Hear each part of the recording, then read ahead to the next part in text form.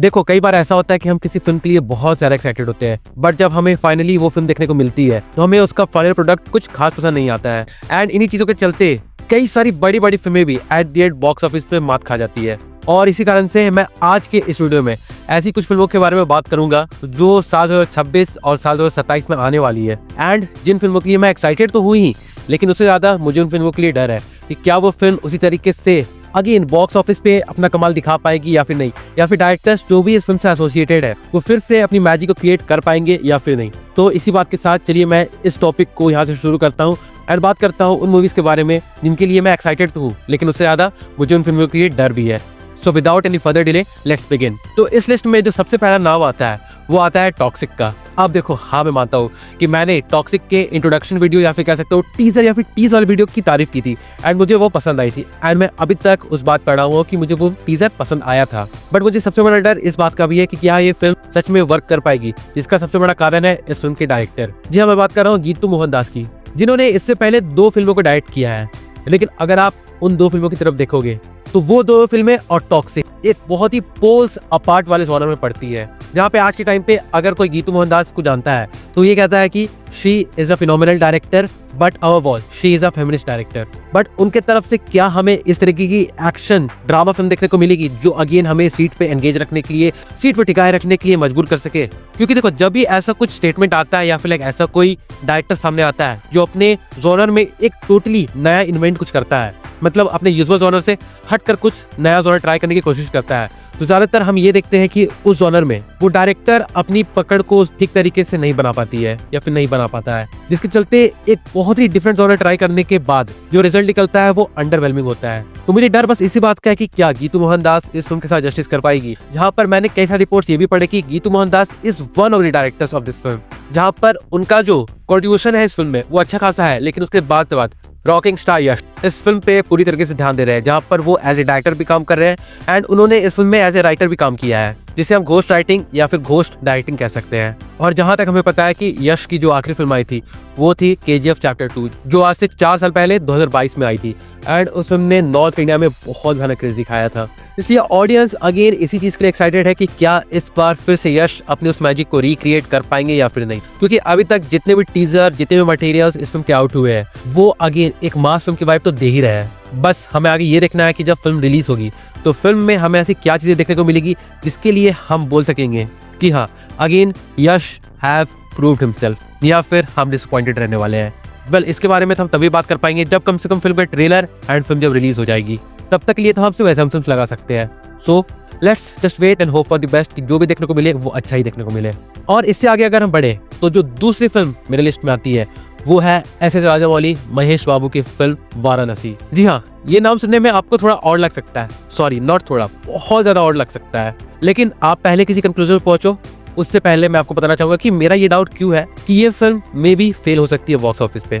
देखो, आज तक हमने SS राजामौली की तरफ से जो भी फिल्में देखी है एक्सक्लूडिंग मक्खी, उनमें आपको किसी भी तरीके का साइंस फिक्शन का एलिमेंट देखने को नहीं मिला होगा। और ये तो साइंस फिक्शन वाली चीज होती है ना, ये बहुत ही इंपॉर्टेंट हो जाती है जब हम बात करते हैं इंडियन सिनेमा की, क्योंकि आप इंडियन सिनेमा में अगर देखने जाओ तो आपको शायद ही या फिर बहुत लिमिटेड ऐसी फिल्में देखने को मिलेगी जिन्होंने इस साइंस फिक्शन या फिर मैं कह सकता हूँ इस फिल्म में जो हमें देखने को मिलने वाला है टाइम ट्रैवल, उस चीज को ठीक तरीके से पुल ऑफ नहीं कर पाई है। एंड जब भी किसी फिल्म ने टाइम ट्रैवल को इन्वेंट करने की कोशिश की है अपने जॉनर के अंदर, तो वहाँ पर जो चीज हमें देखने को मिली है वो रही है अटमोस्ट मॉकरी। और उसके अलावा SS राजामौली इस बार केवल एक एक्शन ड्रामा फिल्म की तरफ नहीं जा रहे हैं, वो टाइम ट्रैवल के साथ साथ हिस्टोरिकल फिगर्स, भगवान की खोज एंड किस तरीके से महेश बाबू के सामने इस बार जो थ्रेट होने वाला है वो ग्लोबल लेवल का थ्रेट होने वाला है, इन सभी चीज को SS राजामौली इस फिल्म में प्रेजेंट करेंगे। और देखो, मैं SS राजामौली की कैपेबिलिटीज पे डाउट नहीं करता हूँ, मुझे डर बस इस बात का है कि जब उनके पास इस बार इतनी सारी चीजें हैं एक्सप्लोर करने के लिए,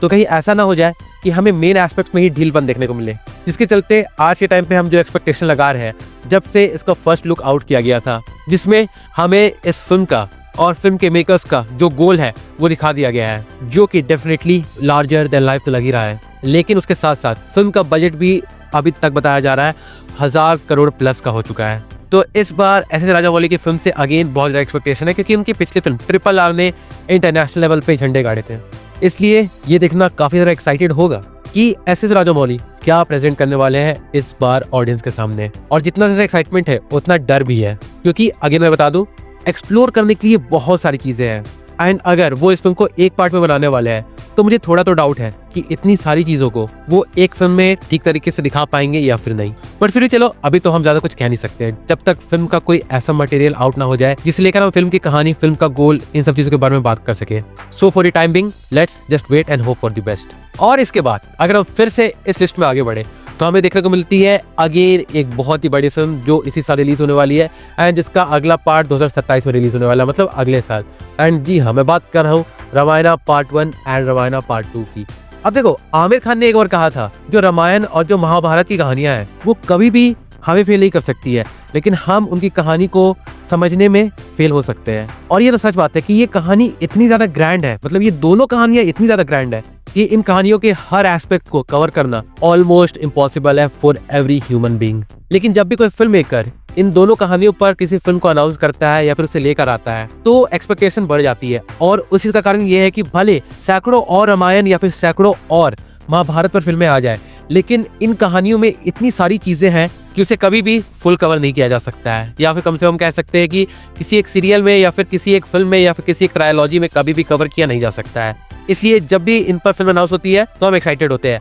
एंड ठीक उसी तरह से एक्साइटमेंट है Ramayana part 1 and Ramayana part 2 की। एंड इसी चीज को लेकर जो सबसे पहला डाउट आता है वो मेरा यही रह जाता है कि क्या बहुत बड़ा बजट होने के बाद और बहुत सारे मल्टीपल इंटरनेशनल आर्टिस्ट के इन्वॉल्व होने के बाद क्या ये फिल्म इस कहानी से जस्टिस कर पाएगी या फिर नहीं। जहां पर अगर देखा जाए तो हर एक डिपार्टमेंट को अपना 100% नहीं 110% देना होगा। मतलब जितना भी मेहनत वो करना चाहते हैं या फिर कर रहे हैं उससे और आगे बढ़ के, मतलब उससे और एक लेवल आगे बढ़ के इस फिल्म के लिए मेहनत दिखानी पड़ेगी, क्योंकि रामायण को लेके हमारे पास बहुत सारा कॉन्टेक्स्ट है। एंड जब भी रामायण की बात होती है तो हमारे दिमाग में एक सीरियल तो ऑफकोर्स आता है। जी हाँ, अब सही है, 1987 का ये सीरियल जिसमें रामायण को बहुत खूबसूरती से कैप्चर किया गया था। बट उस चीज का भी एक कारण था, ये एक सीरियल थी जिसमें मल्टीपल एपिसोड्स आउट हुए थे। एंड इस सीरियल के पास वो सारा वक्त था जहां पर ये सीरियल अपनी कहानी को बहुत अच्छी तरीके से बता पा रही थी, वक्त लेकर, जहां पर हर इमोशन के लिए वक्त था, हर एक कहानी को वक्त दिया गया था ताकि ऑडियंस हर एक कैरेक्टर के साथ खुद को अच्छी तरीके से कनेक्ट कर पाए। बट जब हम यही चीज Ramayana part 1 and Ramayana part 2 पर लागू करते हैं तो हमें एक लिमिटेशन देखने को मिलता है, और वो क्या है, वक्त का लिमिटेशन। जहां पर भले ये फिल्में 3.5 घंटे या फिर 4 घंटे की हो सकती है, लेकिन इन दो फिल्मों को इसी ड्यूरेशन के अंदर अपनी सारी चीज़ों को अच्छी तरीके से एक्सप्लोर करना पड़ेगा ताकि ऑडियंस इस कहानी से अच्छी तरीके से जुड़ पाए। और एट दी एंड ये चीज़ मैटर करता है कि जो इस फिल्म के डायरेक्टर है नितेश तिवारी, वो इस कहानी को किस तरीके से दिखाने वाले हैं। क्योंकि देखो, आप किसी भी एक कहानी को उठा लो, मान लो आपने किसी बुक में किसी एक कहानी को पढ़ा है, एंड जिस तरीके से आप उस कहानी को देखते हो वो डिफरेंट होगा, एंड जिस तरीके से बाकी लोग उस कहानी को समझते हैं वो डिफरेंट होगा। इसलिए विजन भी बहुत ज्यादा मैटर करता है। एंड इसी कारण के चलते Ranbir Kapoor, Sai Pallavi, Sunny Deol, rocking star Yash, Ravi Dubey and Nitesh Tiwari along with Namit Malhotra as a producer जब रामायण पार्ट 1 लेके आ रहे हैं इस साल, तो एक्साइटमेंट तो पीक पर है ही, बट डर भी लगा हुआ है। बट वेट कर लेते हैं, क्योंकि हमें अब बहुत ज्यादा वेट करना ही नहीं है। इसी साल नवंबर में आ रही है ये फिल्म, तो हम देख सकेंगे कि नितेश तिवारी ने इस बार क्या बनाया है। तो मैंने अगर देखा जाए तो ये है इस वीडियो का पार्ट 1, जिसमें मैंने 3 फिल्मों के बारे में डिस्कस किया है। यश की टॉक्सिक, एस.एस. राजामौली जी की वाराणसी एंड रणबीर कपूर की रामायण पार्ट 1। वेल, इस वीडियो का पार्ट 2 एंड पार्ट 3 भी बहुत जल्द आएगा, जिसमें मैं और सारी फिल्मों के बारे में बात करूंगा, जिसके लिए मैं अगेन बहुत ज़्यादा एक्साइटेड हूँ। बट मुझे डर भी है कि क्या वो फिल्में ठीक तरीके से वर्क कर पाएगी या फिर नहीं, या फिर जिन फिल्मों से ऑडियंस की भी एक्सपेक्टेशन बहुत ज़्यादा पीक पर है। बट अभी के लिए बस इतना ही। वेल, ये तो वो 3 फिल्में थी जिनके लिए मैं बहुत ज़्यादा एक्साइटेड हूँ, along with the fear attached with this films. अगर इन तीनों फिल्मों के बारे में आपका भी कुछ सोचना है या फिर आप भी कुछ कहना चाहते हो कि किस तरीके से इस फिल्म ने आपके एक्साइटमेंट को पीक पे पहुंचा दिया, या फिर आपके कुछ डाउट्स है जिसे लेकर आप इस फिल्म की कैपेबिलिटी पे थोड़ा संदेह कर रहे हैं, अगर ऐसा कुछ भी है तो उसे आप कमेंट सेक्शन में लिख के जरूर से बताइएगा। मैं जरूर से जानना चाहूंगा कि आपके थॉट्स किस तरीके के हैं। So do drop your views in the comment section. और हाँ, बाकी फिर चलिए मिलते हैं बहुत जल्द एक और नए वीडियो के साथ। तब तक के लिए बाय।